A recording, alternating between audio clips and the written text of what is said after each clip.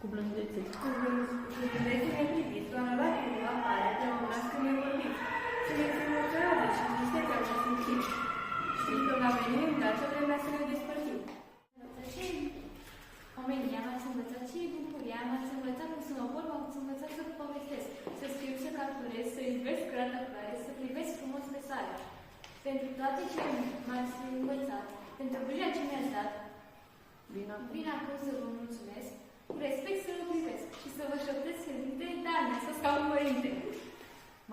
Pentru fiecare dintre noi, doamna învățătoare, va avea întotdeauna un loc special în suflet și în gând.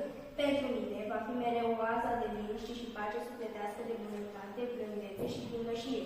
Va rămâne mereu izvorul nesecat de sfaturi bune și gânduri frumoase, din care mi-am potolit setea de adevărat și puritate, de adevăr și puritate. Doamna mea este un deosebit pe care îl voi respecta și admira toată viața.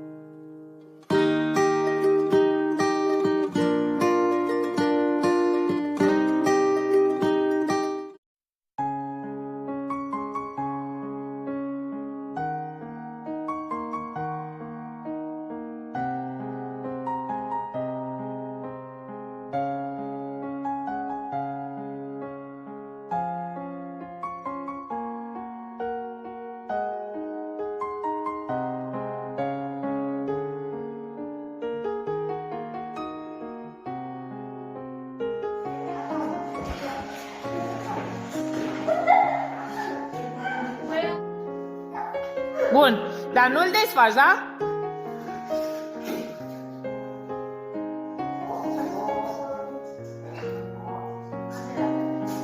Bun. Bun. Da.